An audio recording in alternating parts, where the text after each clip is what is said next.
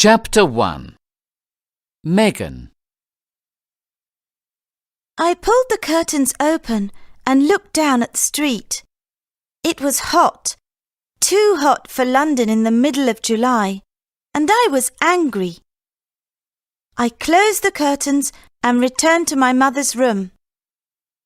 She lay in bed, and I could hear her breathing. She looked so thin, and I sat next to her and held her hand. "I'm not going," I said. "You can't send me away." I looked at my mother, and her face was white like the sheets and pillowcases.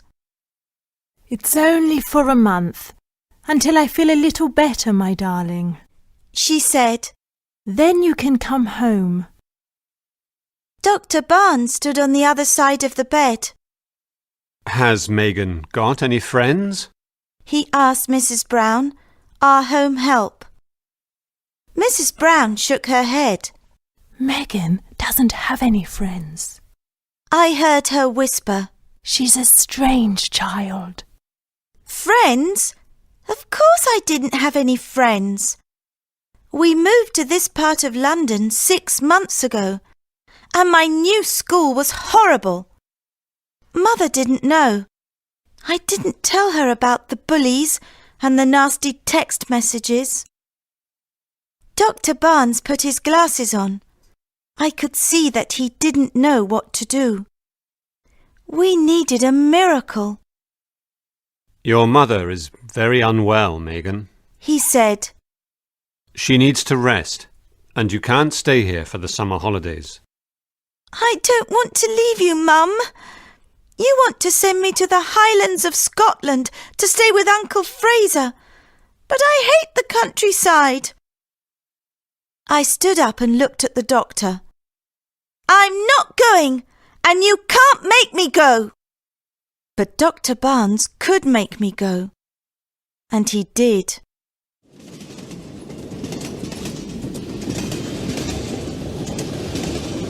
I watched the countryside change through the window of the train as we travelled into Scotland. I could see fields, dry stone walls, and lots of sheep. But where were the people? Mrs. Wallace, a friend of Dr. Barnes, was with me. She wanted to chat, but I didn't. "The Isle of Skye is beautiful. The air is so fresh," she said. I hate fresh air. I like the air in London, I said. Mrs. Wallace sighed and opened her book. We changed trains, and the next one was very old. A man sat singing quietly in the corner. He had a long white beard. In another corner, there was a woman with a basket of chickens. I looked at these people. I came from a different world. In my world, there were shops, people, and traffic. We caught the ferry at Mallaig. The wind blew my long dark hair, and my pale blue eyes searched the island for people. But it looked so quiet. "Cloud Island," said Mrs. Wallace, giving me a sweet. "In the Old Norse language, ski means cloud, and I means island. It's often misty here." I didn't answer. I could only think that I wanted to go home. We got off the ferry at Armadale, and I stood by the sea and waited for my uncle. I felt wrong in my London clothes. I took my mobile phone out of my pocket and called home. Mrs. Brown answered, but Mum was asleep. "Your uncle's here," said Mrs. Wallace. I said goodbye. Megan! A strong voice called. He was a tall man with wavy hair and a big smile. I'm over here. He disappeared behind some trees. Pulling my suitcase, I followed. But my uncle didn't have a car. He was standing next to a beige-coloured pony, and he put my suitcase into a little red trap. Chapter 2. The Croft. The journey was uncomfortable in the pony and trap as we trotted along the narrow roads, but it was fun too. I could see the bay, the seaweed and the rocks, and smell the salty sea. Seagulls flew overhead. I looked at my uncle. He had my mother's smile, but they were very different. He saw me looking at him. So, this is your first visit to Skye, Megan. I'm so pleased you're here. He said. I want to bring Mum next time when she's better, I said. His eyes looked sad. I want her to come here too. And then he took a deep breath, and there was silence. We trotted on through a forest, and then we stopped at a place where the view of the mountains was spectacular.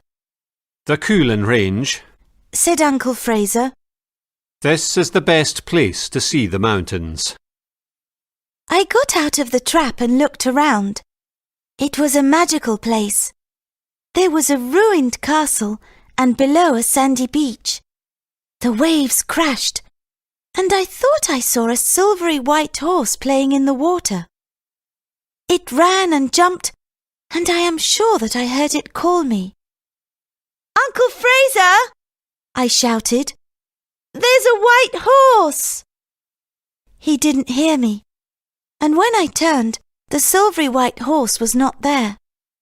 We got into the trap. I saw a silvery white horse down by the sea, I said. Uncle Fraser stopped and looked at me with surprise. Did you? But then he said no more. My mobile phone beeped.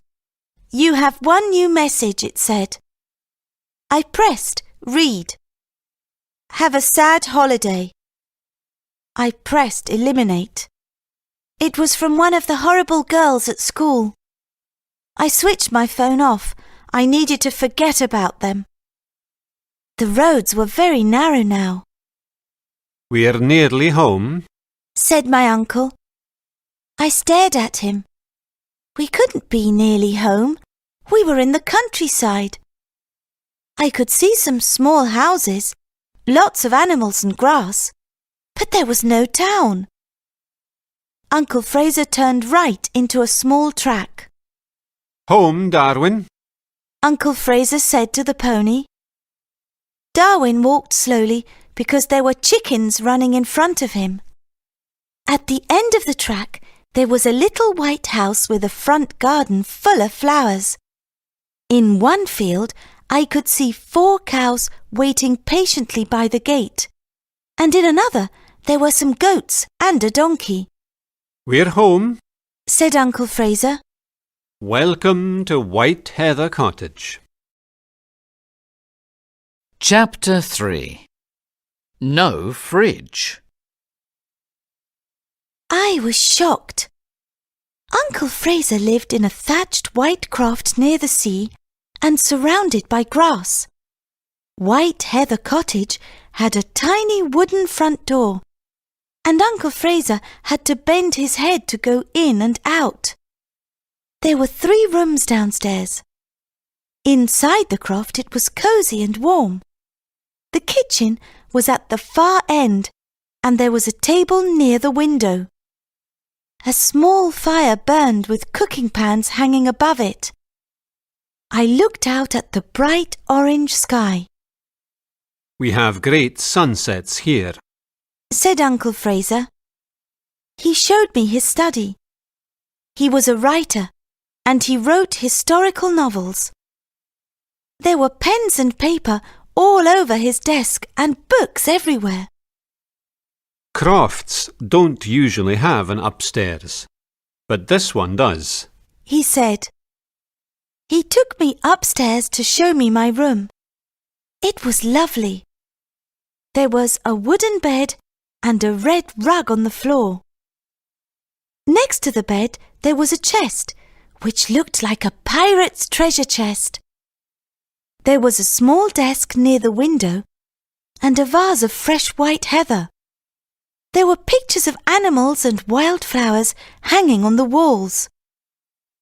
Uncle Fraser's bedroom was at the end of the corridor, and there was a small bathroom with a bathtub and a pile of soft white towels. "It's very pretty," I said to Uncle Fraser. "But do you get lonely here?" Oh, no. I have friends who live in the village, and I have my animals. We went downstairs and had dinner. There was homemade bread, creamy butter and goat cheese. For pudding, we had wild raspberries and cream. It was a delicious meal. It was getting dark, and I looked for the light switch. Uncle Fraser saw me and smiled. Sorry, Megan. There is no electricity at the croft. "No electricity? So you don't have a dishwasher?" I said, looking at the plates. No, I'm the dishwasher. Said my uncle, laughing. "And you probably don't have a computer," I said. No, and I don't have a television. On Sky we create our own entertainment. I play the piano after dinner when friends come round, or I read by the light of candles and oil lamps. There are lots of board games in the corner, so we can play chess, draughts, Monopoly or Scrabble. Piano? Board games? I couldn't believe it. No electricity. I wanted to go home, back to my technological world. So, where is the fridge, Uncle Fraser? I don't need one. There is a cold cellar in this croft, and I grow most of my food. I milk the cows and goats early in the morning, so there is fresh milk every day, and I make my own cheese. I buy meat from the butchers when I want it. It's a perfect life, Megan.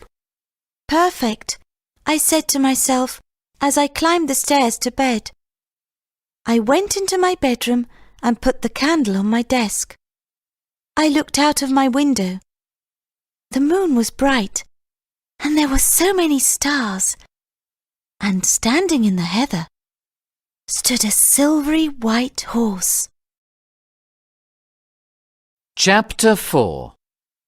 Dolly. I woke up, but there was something wrong.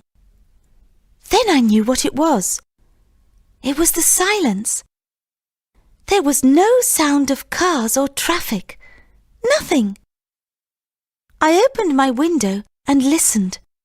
And then I heard a bird sing and a sheep call under my window. I dressed quickly and went downstairs. A big cat sat in front of the fire. It looked like a tiger with its red, white and grey stripes. My uncle was in the kitchen. Good morning, Megan. Did you sleep well?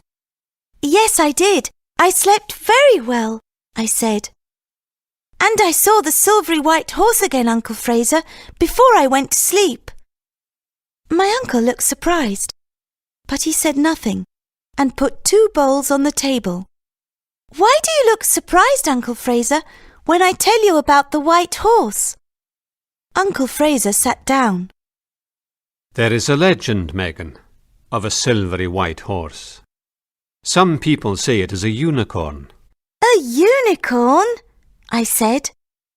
Maybe the horse I saw was a unicorn. It was a long way away, and it was difficult to see. What does the legend say? I don't know. Uncle Fraser put a big bowl of porridge on the table. A shepherd saw the unicorn, but it was 100 years ago now. This was exciting news. Who can tell us about the unicorn? My uncle poured me a glass of fresh milk. Old Mrs. McTaggarty knows the legend. She's the old woman who lives on the other side of the village. We can ask her. Now eat your breakfast, and no more questions. The porridge was delicious, and I ate it with cream and sugar. The cat came and sat next to me. This is Marmaduke. You didn't see him last night because he likes to catch mice in the barn, said my uncle. Let's go outside, Megan. I have a surprise for you. Uncle Fraser showed me his vegetable garden. There was spinach, carrots, potatoes and leeks, and there were rabbits trying to eat the lettuce. Uncle Fraser chased them away, and they jumped over the dry stone walls. Uncle Fraser had a field of sheep, 4 cows, 3 goats, and a lot of chickens. He showed me how to milk the cows, and it looked easy when he did it. The milk squirted into the bucket, but when I tried, nothing came out. "Oh, Uncle Fraser, I can't do it," I said. The animals don't know you, Megan, said my uncle. He took my hands. and you need warm hands. Near the croft, there was a small barn and stables. I looked inside the first stable, You met Darwin yesterday. said my uncle, patting the beige pony's neck. He's my trap pony. In the second stable, there was a cream-coloured pony with black spots. This is Moon. My neighbour's son, Ben, often rides him. I touched his nose. It was so soft. "Why do you call him Moon?" Because when you look at the moon, it is cream-coloured, but there are little black marks. I think he's the colour of the moon. Uncle Fraser moved to the third stable, where there was the prettiest pony. It was beige with a blonde mane and tail and had big dark eyes. This is your pony, Megan, and her name is Dolly. Chapter 5. The Arrival of Idris. When I woke the next day, I felt so happy. I had a pony, a beautiful pony, and I wanted to ride her. Then I thought of Mum. It was fun at the croft, but I missed her. I wrote her a text message. "I'm fine. I've got a pony called Dolly. How are you? Lots and lots of love, Megan." I pushed send and waited. I'm not too bad, my darling. How lovely. A pony. Lots of love, Mum. I typed another message. "Get better quickly. I want to bring you here." A message came back. OK. I could hear voices downstairs. One was Uncle Fraser's, but there was someone with him. I went into the sitting room. A boy stood near the fire. He was about my age, but he was very tall, and he had wavy blonde hair and pale blue eyes. He was wearing jeans and a checked shirt, and he had a box in his hands. Megan, this is Ben, our neighbour. My uncle said. "Hi," I said.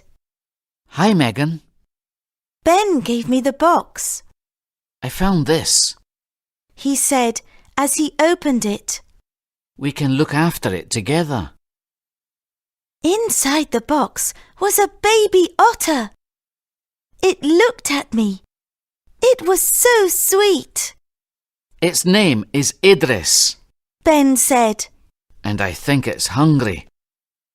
Uncle Fraser knew what baby otters like for breakfast. He put some homemade bread in a bowl and poured milk on it. Then he added a little fish oil. Idris loved it. He ate it all and then licked the plate. "I think he wants some more," I said. Babies have lots of small meals. My uncle said. He needs a bed. You can find a box and some straw in the barn. So Ben and I made Idris a bed and put it in a corner of the sitting room near the fire. We introduced him to Marmaduke, who was not very pleased to see another animal in the house. Then, after lunch, my uncle appeared with the pony and trap. Come on, you two. We have to buy Megan some riding trousers, boots and a jacket. We are in the Highlands of Scotland, and sometimes mists come down, and it can get very cold. We drove into Portree, the main town on Skye. Portree in Gaelic means King's Port. Said Ben. We went to the harbour and watched the boats. In Wentworth Street, my uncle bought the clothes I needed. Then we went to the post office, and I sent Mum a postcard with a Highland cow on it. Ben had dinner with us in the croft, and after dinner, Uncle Fraser played the piano. We sang hymns and old songs. Then we all sang the Skye Boat Song. Speed, bonny boat, like a bird on the wing, onward the sailors cry. Carry the lad that's born to be king, over the sea to Skye. Idris and Marmaduke thought we were very strange. Chapter 6 Scottish Mists.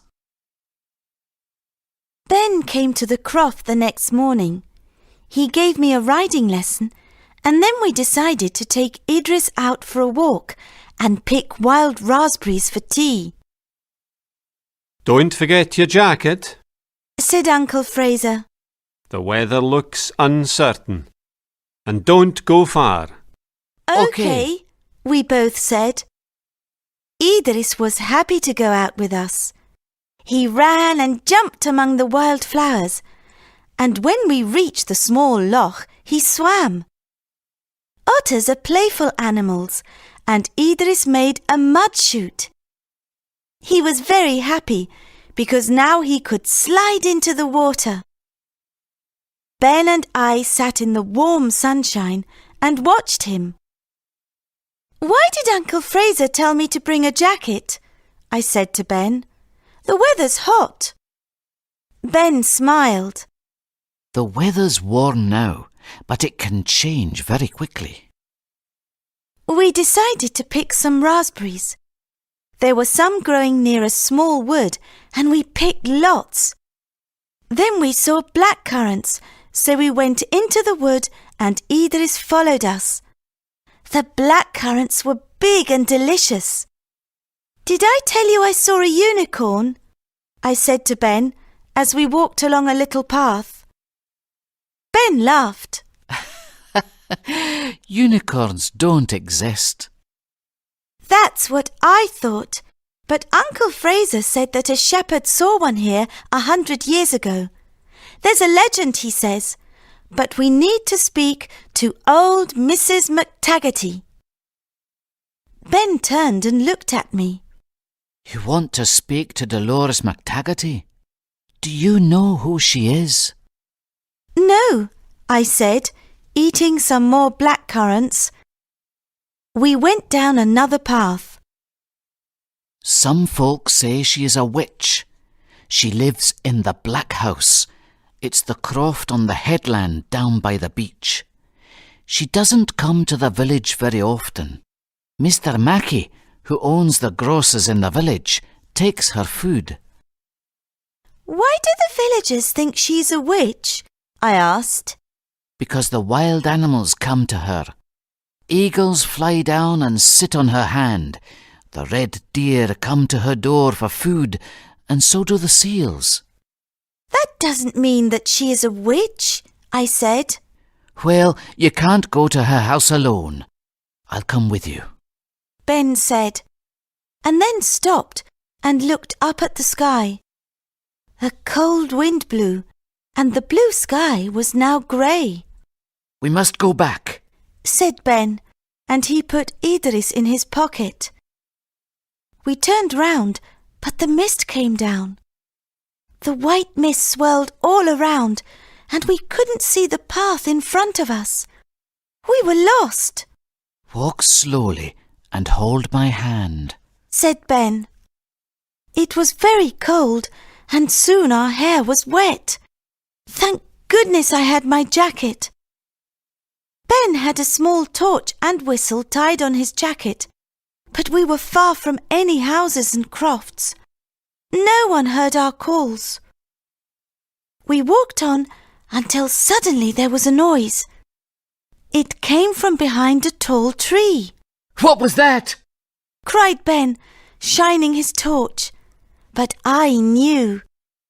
Just in front of us, in the circle of torchlight, stood the silvery white unicorn. It bowed its head and looked at me with its dark eyes. It called softly. "It's the unicorn," I said to Ben. "It wants to show us the way home. But then you don't believe in unicorns." Ben smiled. I didn't, but I do now. Let's follow it. We could see the silvery white unicorn clearly as we followed it through the wood. Slowly and patiently, it led us across the fields to White Heather Cottage. The lights were on, and as we walked through the gate, the unicorn turned and looked at me. Then it galloped away across the heather. Chapter 7. Kendra. Dolores McTaggarty lived in the Black House, where the sea crashed and the seagulls flew. It was a wild place. No one went there, not even the fishermen. Uncle Fraser wanted to come with us, but we were determined to do this alone. He drove us to the grassy path which led to her croft. Take her some raspberry jam. Said Uncle Fraser. Tell her it's from me. Ben and I followed the path to her gate. But when we knocked on the front door, no one answered. "Let's go round to the back," I said. Ben wasn't so sure. She may cast a spell, He said, but he came with me. The back of the house was beautiful. There was some grass, then black rocks, and then the white sandy beach. An old lady stood by the rocks, a shawl about her head. She was surrounded by animals. Red rowan deer ate bread from her hands. Birds flew near her, and seal pups sat on the rocks calling to her with their husky voices. Near the grass, I saw puffins chattering to each other and red squirrels eating nuts. The old woman spoke to us. Stand quite still. Now move forward slowly. We did as she asked. That's right. Now come here, laddie. Ben moved to her right-hand side. She caught a young eagle in her hand and she put it on his arm. The bird looked at him. Talk to him, laddie. Tell him how beautiful he is. Said Dolores McTaggarty. Now you, lassie. She said to me. I moved to her left side. You can give the deer some bread. The deer were not afraid because the old woman was there. They took the bread from my hand. That's all for today. Dolores McTaggarty said to the animals. The eagle flew into the air. The deer went off across the field and the seals returned to the sea. Mrs. McTaggarty looked at us. Let's go in and have a nice cup of hot chocolate. The Black House was dark and oppressive from the outside, but inside it was light and cosy. Mrs. McTaggarty, here is some raspberry jam for you, I said, giving her the jar. It's from my Uncle Fraser. Dolores McTaggarty thanked me for the jam, but as she took it, she looked into my eyes. Oh, She said. The tea leaves. The tea leaves said a girl will come. She took my hand and we sat down. It's her eyes. She said to Ben. This girl's got magic in her eyes. Has she? Said Ben. We came to speak to you about the unicorn. Dolores McTaggarty stared at us. So, it's true. She whispered. Kendra, the last unicorn is back. The seals told me he was here. Mrs. McTaggarty, I said. The unicorn helped us the other day when the mist came down. It led us back to the house. Uncle Fraser said that you know the legend. Oh, yes, I know the legend. It's your magic eyes that woke Kendra from his sleep, and now he wants to help. The legend says that Kendra will come back when he is really needed. You need him, lassie, don't you? I nodded. Yes, I said softly. Touch the unicorn and you can have whatever wish your heart desires. Dolores McTaggarty took us to the door, and she brushed my face with her hand. Go, lassie, and find Kendra. Chapter 8. The Full Moon. There's a full moon tonight, and the weather's warm. Let's have a barbecue on the beach, said Uncle Fraser. That's a great idea, I said. We can collect wood and build a fire. I've got potatoes and hamburgers. I went to the butcher's in Portree this morning. Uncle Fraser said as he went down into the cellar. I sent Mum a text message. How are you? I love you, Megan. I waited, but she didn't reply, so I phoned. Mrs. Brown answered the phone. Her voice was sad. The doctor's here, Megan. Your mum's not well at all. I'll ring you later. I bit my lip, but the tears still fell, and I went outside to talk to Dolly. I put my face in her mane until I felt better. Kendra, where are you? I said to the wind.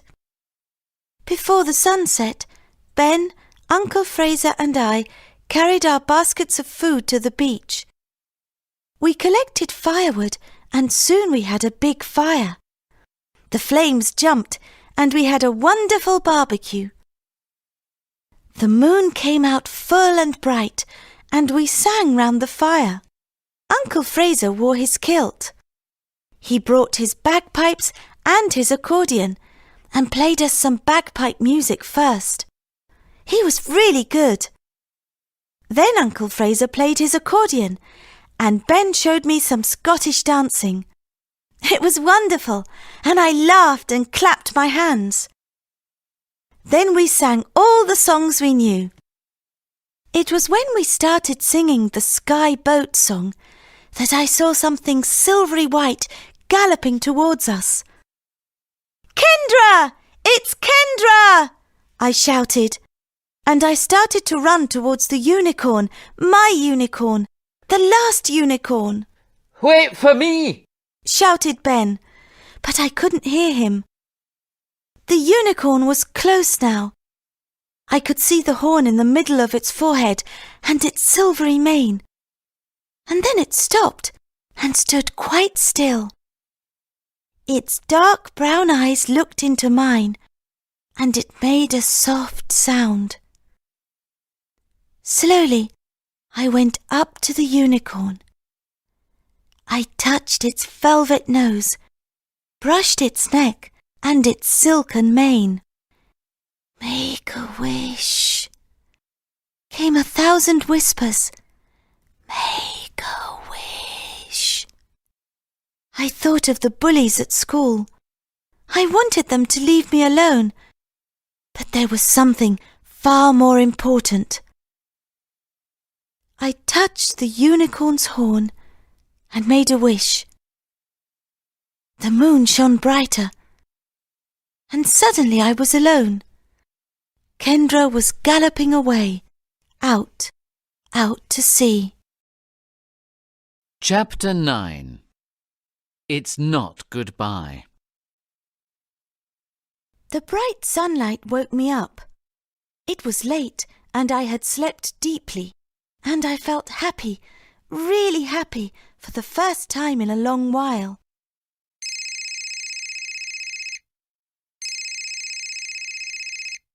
My mobile phone rang, and I jumped out of bed. Where was it? I didn't use it very much at the Croft.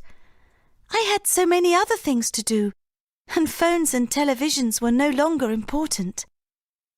I looked under my clothes and found it in the pocket of my jeans. Hello?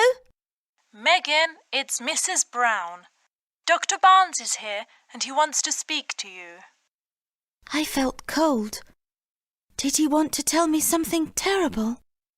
Good morning, Megan. Came his loud voice. I have good news.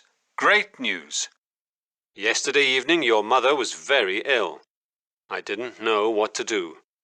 She had a high temperature, and Mrs. Brown and I sat with her. Then suddenly, at about midnight, she sat up in bed and said, "I feel better. Could I have a cup of tea and a slice of toast, please?" Her temperature was normal. It's a miracle, Megan. A miracle. I ran downstairs to tell Uncle Fraser. The unicorn! He gave me a wish! Mum's better, and it was Kendra's wish that made her well. My uncle turned and walked over to the window and looked out at the sea. I left him alone. He didn't want me to see his tears of happiness. I went outside with Idris. Ben was there with Dolly and Moon. He helped me to get on Dolly, and as we took the path that led down to the sea, I told him about Mum and Kendra's wish. What will you do about the bullies at school when you go back, Megan? He asked. I'll speak to Mum when she's completely better, and to a teacher at school. It will be all right. I want you to come and visit me in London. I'll miss you, I said. I'll miss you more, said Ben. A month on Skye passed so quickly. I wanted to see Mum, but I didn't want to leave Ben, Uncle Fraser, the ponies and Idris. Ben and Uncle Fraser looked at each other. It was a secret look. Megan, you can't take Idris or Dolly back home, so we have a present for you. Said Uncle Fraser. It's outside in the trap. Dolores McTaggarty gave it to me, and she thinks you will be happy together. Sitting on my suitcase was a beautiful Cocker Spaniel puppy.